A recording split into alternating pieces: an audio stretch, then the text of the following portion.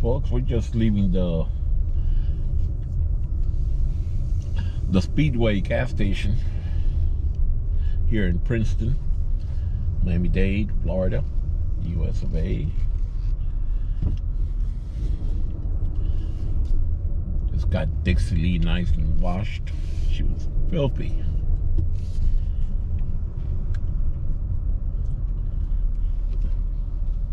I got a lot of trees in my property, so cars tend to get a little dirty from the leaves and the trees. And then we have this hasn't rained in a bit, and we had this north wind that takes all the dust from the street, and I live in a cul-de-sac, and throws it on all the cars parked in that cul-de-sac. So that combination made for a real filthy vehicle.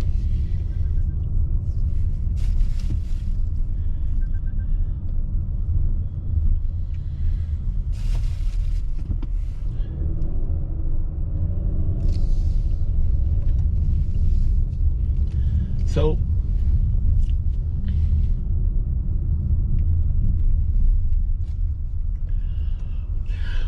I'll give you a status on the Tijo cruising fleet.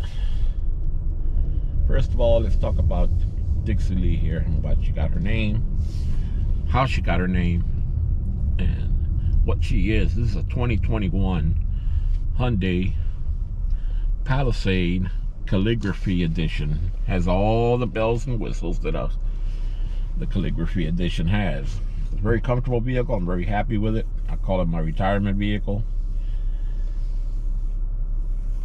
And I purchased her from Carvana a couple of years ago. In fact, about 26 months ago, when car prices were a little high. They wanted a dealerships. They wanted $12,000 over MSRP, and you had to wait to get the vehicle in.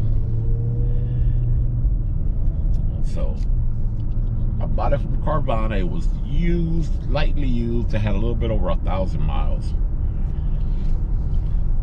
I think like 1,500 miles. It was excellent shape, no nicks, no nothing. Carvana, I recommend them. They have a tremendous warranty on their vehicles. Take them to the dealership. They'll pay for whatever's wrong with it. But there was nothing wrong with this one. And they gave me, at that time, during the pandemic, I had a vehicle that I loved a lot, which was a Ram ProMaster van. And I loved it because of the interior capacity. Your load was covered and secured. But after I broke my back, it was very hard for me to get in and out of it. It hurt a lot. And I had retired. My daughter had moved out of town, so I needed a highway cruiser.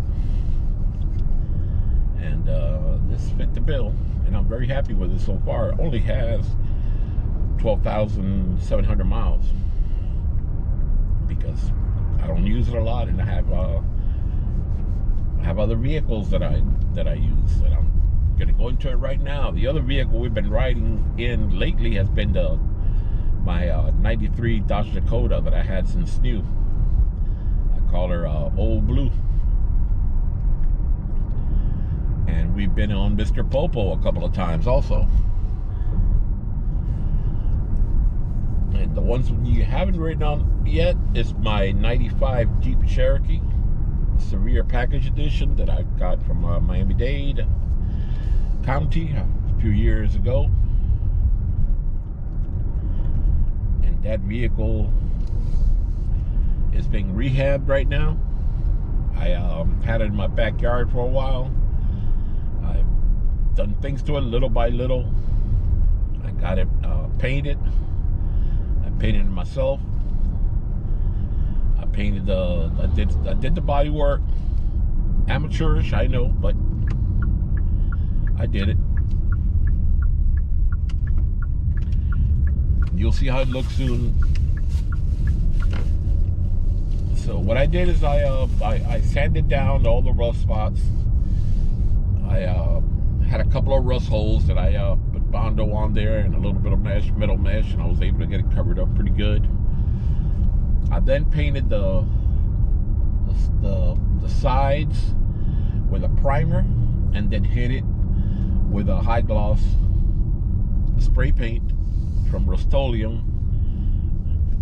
Doesn't really gloss very well, but I even hit it with a clear coat and still not too much shine. But anyways, it looks a lot better than it used to look, a lot better. The roof was full of surface rust. I was able to sand it out. And like I said, I bondoed a couple of little holes.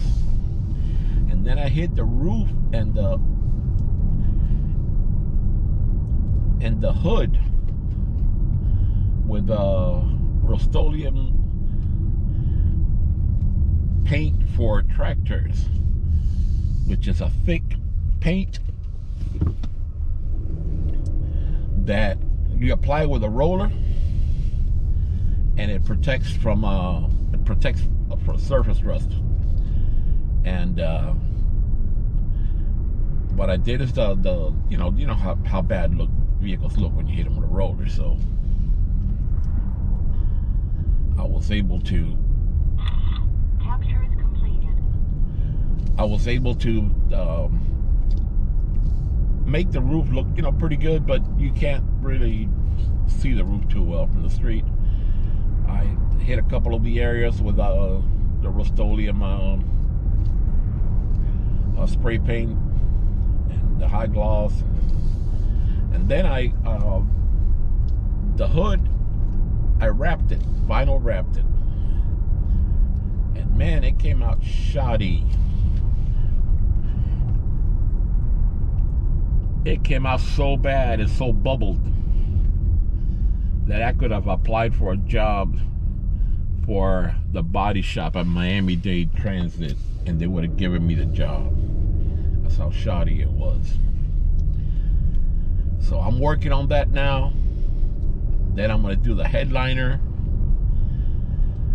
I'm going to paint the wheels black. I'm going to give it an oil change. The AC is nice and cool. I'm going to check and see if it needs a coolant flush. Usually like to do that right before summer. And then we're going to take a ride in it. It's a great ride of vehicles. Up in miles, nearing 165,000 miles. That's nothing for that 4.0 engine that those Cherokees have. So when I bring that vehicle out, I'm putting Mr. Popo in the back.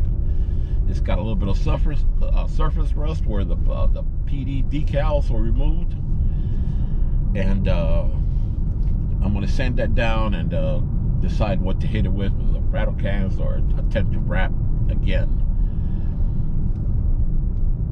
It's a decision to be made then. And so the other vehicle that we may not ride on anytime soon, it's my 1987 Olds Cutlass Supreme Brougham sedan.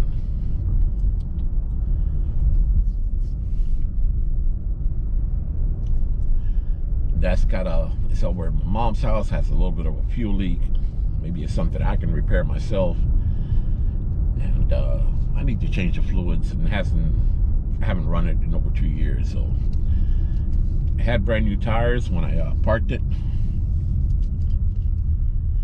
I really couldn't do much with it when I parked it because I had recently broken my back and had my back surgery, and I'm a little bit more mobile now, just a little bit more. So I'll have to tow it down here to my house, check out the fuel leak, or just tow it to the mechanic and let him deal with it one way or another. So that's the status of the fleet. Here in South Florida, we're a little bit different than the rest of the nation as far as the United States, Canada. We're reverse. We do things here in the wintertime. We get ready for summer. You know how people up north, summer is everything. And then summer is everything, and then you hunker down for the winter and the cold and the snow and the ice and the salt on the road and all that other fun stuff. Here it's a little different. Here we barbecue in the wintertime. We take care of everything in the wintertime, because when that 4 or 5 months of that summer heat and humidity and bugs and all that crap, you want to be hunkered down inside your AC home, and you want to be blasting that AC. You want ice pellets coming out of the vents. So this summer here, because like I said before, I'm recovering from a broken back. So this summer here, I had to endure it. Things I had to do. I couldn't get my yard in place. But this next summer, I'm going to be ready for it. I got all the time in the world. I'm going to buy a second storage shed. I'm going to set it up, get all my hobby stuff and all my stuff that I have in the wintertime that I use, my tools and stuff like that, and I'm going to get it in nice dry storage.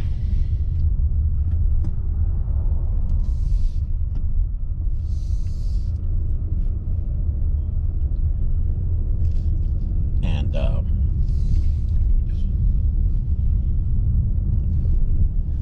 gonna be ready for summer. By the end of May, early June, we get the summer heat. Like I said, the rain, humidity, the hurricanes, tropical storms, you name it. I'm going to be hunkered down just like y'all up north are hunkering down for the wintertime. It'll be time to work on my indoor hobbies, watch TV, which I don't do too much anymore, and just enjoy it. So that's the status on the fleet. And let's see, still nice 72 degrees, and we are in Princeton, Florida, at Miami-Dade, USA. 72 degrees Fahrenheit. Soon I'm going to get my Celsius conversion chart printed up, because I realize the rest of the world goes on Celsius.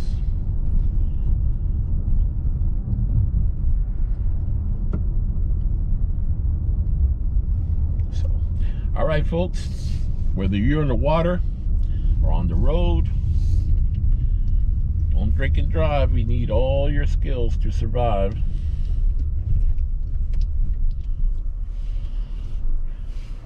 Remember, kindness, karma.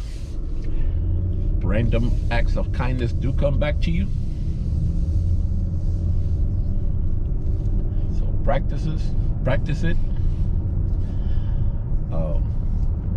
Thank you to the new subscribers.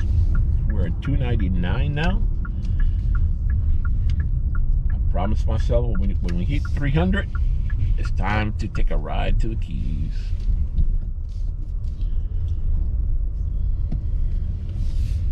At least Key Largo. All right, folks, take care. Bye-bye. Be good to each other.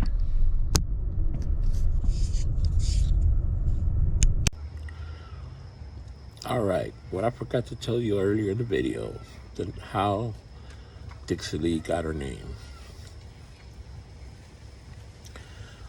I bought her on her cargo, like I started to tell you, and she was towed in from Anniston, Alabama. She was transported from Anniston, Alabama to here. So I said she got named Dixie. Now, unlike the Kia Telluride, the sister or cousin vehicle to the Palisade is actually assembled in Korea. So that's why the middle name Lee. That's all.